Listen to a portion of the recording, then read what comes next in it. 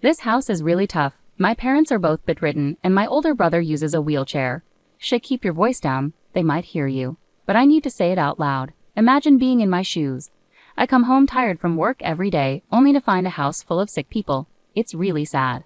Lately, when my husband gets home, he starts complaining right away. I'm scared his complaints will wake my in-laws and Bill, who are sleeping in the other rooms. But Brian, you just lie down and ask about dinner and a shower. You never check on your family. I've been saying this. I'm exhausted from work and can't handle everything alone. If you won't help, you can't complain. Wait, are you misunderstanding something here? Misunderstand what? Taking care of the house is your job, isn't it? Who do you think pays the bills here? Don't act like you're better than me. You couldn't survive without me. My name is Rachel, and I'm 32 years old. I've been married for 6 years. I lost my parents in a car accident when I was in elementary school and grew up in foster care until I finished high school. After that, I found a job at a factory that makes electronic parts, which is part of a big company that makes electrical equipment. My husband joined the main company a year after I started working there. We met when he came to work at our factory, started dating, and later got married. Before we got married, my husband Bill worked as a freelance system engineer and lived alone in a rented apartment that he also used as his office. After we got married, we moved in with his parents. When I first met my in-laws, they welcomed me warmly, even though they knew I grew up in foster care. I had often felt looked down upon because I didn't have parents, so their kindness meant a lot to me. A few years ago, my mother-in-law fell ill and became mostly bedridden. I decided to quit my job and became a full-time homemaker to take care of her. On her better days, she taught me how to do household chores, which I wasn't very good at. Now I have 2 sons, and I always wanted to cook together with my daughter-in-law someday. I'm so glad you're here, Rachel. I often found myself thinking, if my mom were still alive, would we have spent time together in the kitchen like this? Sometimes when I made a mistake while cooking, my husband would criticize me, but my in-laws would eat quietly without complaining. She put a lot of effort into it, so just eat quietly instead of complaining. My father-in-law would scold my husband. Bill visited us only once a month, but he always had a smile on his face. He would bring sweets from famous shops and share them with me. He was always considerate and kind, like a real brother. Being part of their family made me truly happy. However, 3 years ago, when my father-in-law retired, my mother-in-law got pneumonia and became mostly bedridden. She had been looking forward to traveling with her husband after his retirement, so it was devastating for her. I did everything I could to cheer her up. My father-in-law, now retired, took an active role in caring for her. Bill also came over to help out, and slowly but surely, her smile returned. The next year, my father-in-law also fell ill. He spent about 2 months in the hospital, and like my mother-in-law, became mostly bedridden. Surprisingly, my husband didn't visit him in the hospital, but Bill visited often and helped care for him, which was a huge relief. Taking care of his father without complaint is only natural, Bill would say to me. On the other hand, my husband hasn't been helping with my mother-in-law's care at all, not even when I'm at the hospital. I have a job, you know. It's not like John's laid-back situation where he can stay at home, my husband argues. It frustrates me, but with John's help, we managed while my father-in-law was in the hospital. Now, though, we have to take care of both of them. I thought it was normal to care for my in-laws, but it's disappointing that my husband isn't cooperative at all. Hey, could you pitch in a bit on your days off? I asked him. I think it would make your mom and dad happy. I don't have time for that, he replied. John doesn't even live here, but he always comes to help out. Why don't you do anything when you live here? That's because he doesn't live here. Be grateful I'm even staying here, my husband retorted. As time passed, my husband's language grew even harsher. I never realized he could be so hurtful, and my disappointment only deepened.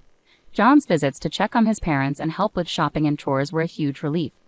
I was starting to adjust to this routine, hoping we could make it work. But then John had a car accident and suffered a severe spinal injury. Now he's in a wheelchair. Why does everything bad keep happening? I lamented, feeling very upset. With John now in a wheelchair, he had to move back in with his parents. Another mouth to feed. Great. Is this your fault? What are you talking about? Ever since I married you, it's been one disaster after another. Are you some kind of jinx? My husband exclaimed. His words made me wonder if there was some truth to it. Maybe I was bringing bad luck to everyone around me. Should I just disappear? But if I left, what would happen to my in-laws and John?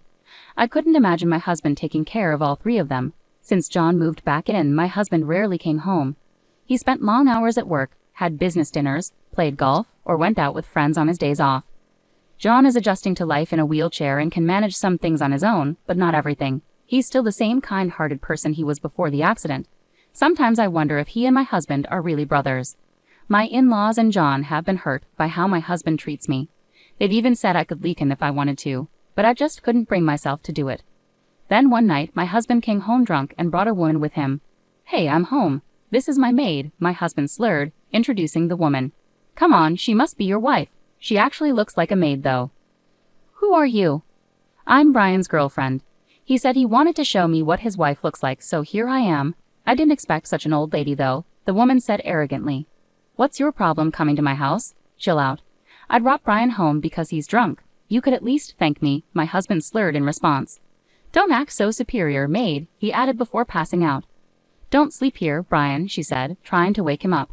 "Oh well, I can't help it. I'll leave him to you," she shrugged and left. I was on the verge of tears, staring at my drunken husband snoring in the hallway. I wish I were just a maid. At least then I wouldn't feel so embarrassed. I could keep things professional. The next morning, I confronted my husband about bringing a woman home.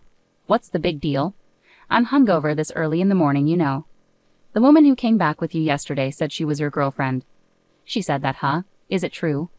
"Yeah, it is," my husband smirked, showing no remorse. I felt my heart grow cold as he admitted his affair so casually. "So you've been cheating?" "Well, I guess you could say that, but you're not even a woman to me anymore." "What do you mean? Why do you think I married you?" "I thought you would make a good maid. My mother was often sick and I needed someone to take care of her when necessary. That's why I married you, plain and simple." "I don't understand."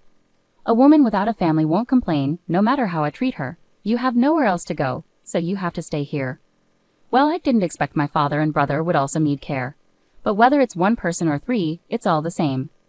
As my husband laughed and joked about it, I felt my strength draining away. Had he always seen me this way?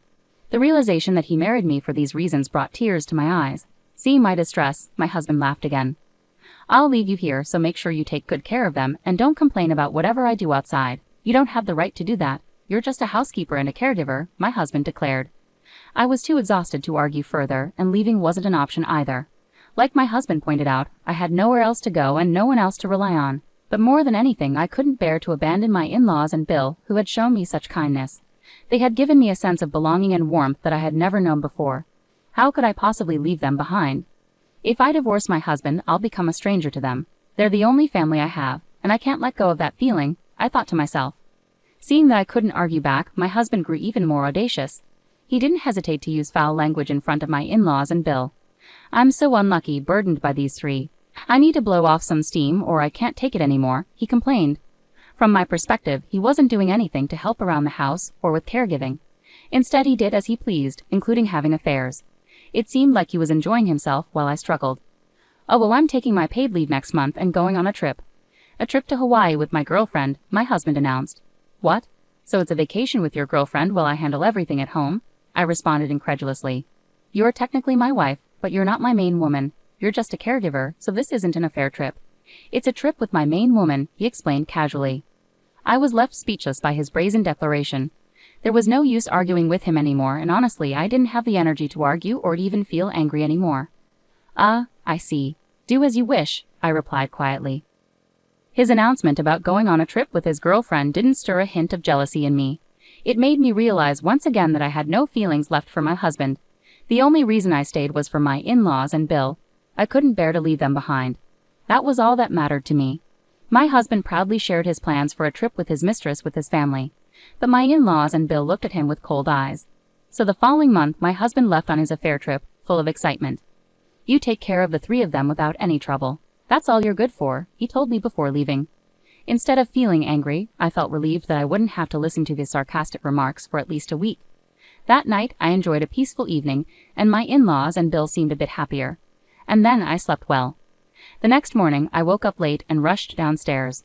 Oh no, I overslept. You must all be hungry. But when I rushed into the living room, I was stunned by what I saw. It felt surreal, as if I were still dreaming. Was this real? I had seen this scene so many times in my dreams. "What's the matter, Rachel? You look like you've seen a ghost," Mama said with a smile. "I think I need to wake up properly," I mumbled, turning to go back to my bedroom.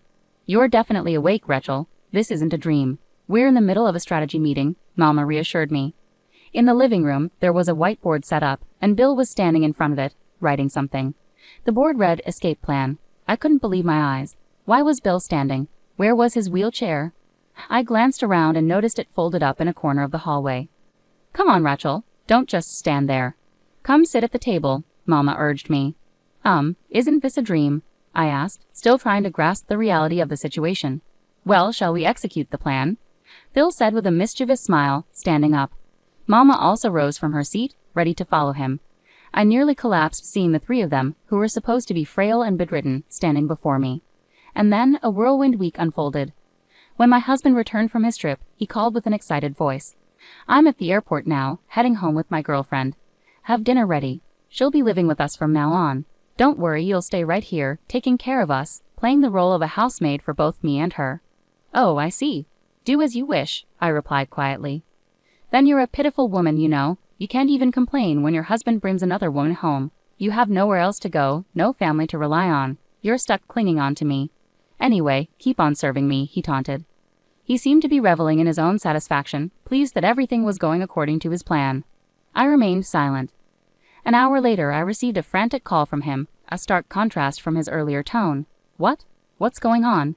What do you mean there's a stranger in our house? Oh, they must have moved in, I replied calmly. Who are they? What are you talking about? Well, it's a rental property, isn't it? Once we moved out, it's rented to someone else.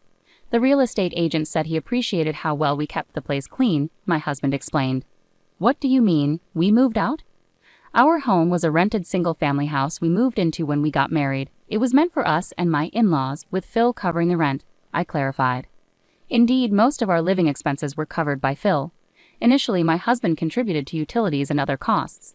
However, as my mother-in-law and Phil's health declined, he started withholding his contributions, arguing that his presence alone was enough support. Bill had reservations about his brother's behavior but didn't feel he could say much after moving out. Then he had a traffic accident that left him partially paralyzed initially. He believed it would be a permanent condition but began recovering surprisingly quickly, though it seemed temporary. This prompted him to move back in with his parents. Despite my in-laws actually improving in health, Bill and Mama pretended to still be frail to deceive my husband. They started planning to leave the house, with Bill's help being crucial for their scheme. This led him to return home. My in-laws had secretly purchased a retirement home with their savings and retirement funds, preparing for the future. Bill handled all the paperwork while they decided on their move. Upon discovering my husband's trip with his mistress, they decided it was time to put their plan into action. I was completely taken aback when they revealed their plan to me. To make matters better, they had already arranged a place for me to stay, they said. I apologize for keeping this from you as well, Rachel. I thought you might not be able to keep this secret because you're such an honest person. There's no way to thank you enough for everything you've done for us, my in-laws said as they held my hand and smiled. I wish I could spend more time with them, I said tearfully. You have your own life, dear. You don't have to be tied down to us. My parents are in good hands with me around, Rachel. You don't have to worry about a thing. But you know you're always welcome to visit. You mean more to us than a real daughter. We sincerely pray for your happiness. I was so overwhelmed with gratitude and happiness that I couldn't stop crying. When I told my husband about this, he was speechless. He must have turned pale, as he had his eyes on my Phil's retirement funds. He used to tell me to get hold of my Phil's bank card. Now he realized that's not going to happen. Where am I supposed to live? What about my stuff? He demanded. You didn't have much stuff. The furniture and appliances belonged to my Phil. Your parents sold your belongings, including expensive bags and watches, and gave me the money as a down payment for alimony, I explained. Down payment for what? He asked, bewildered. It's alimony for all the verbal abuse you've subjected me to. And I'll also claim additional alimony for your affair, I asserted. What? I'm not paying alimony to a caregiver, he retorted. It doesn't matter what you say. Legally, I was your wife, so I have the right to claim alimony from both you and your mistress, I replied firmly. Well, that settles it, he muttered, defeated. Wait, where are you now? Let's meet and talk, he pleaded. No way. I never want to see your face again, and I'm not telling you where I am, I replied firmly. No way. I'll send the divorce papers and alimony claim to your office, I stated resolutely. After that, he made numerous attempts to contact me, but I blocked him. Despite his reluctance to proceed with the divorce, Bill hired a lawyer, and we managed to finalize it. I received a lump sum payment for alimony. As it turned out, the woman he cheated with was married to his friend, and her furious husband confronted him at his office, exposing everything. This led to my husband losing his job. The woman was also kicked out of her house after her affair with my husband was discovered before their trip together. Initially, my husband had planned for them to return home together, but their relationship fell apart. Unable to secure a new job, he now struggles with debts from his past lavish spending and alimony payments, juggling multiple part-time jobs to make ends meet. He asked my Bill for help, but of course, he refused and brushed it off with a laugh. Later on, I found a new job thanks to a referral from Phil, and I'm truly enjoying my work every day. I still regularly meet with my in-laws, who treat me like their own daughter. I always eagerly anticipate our time together. Additionally, Bill has found happiness with a wonderful woman whom he's marrying. She's incredibly kind, and they make a perfect pair. I was deeply moved when Bill invited me to their wedding. When he said, "I would be honored if you could attend as my sister," I couldn't hold back my tears. I'm hopeful that I can maintain this wonderful relationship with my in-laws and Bill for years to come.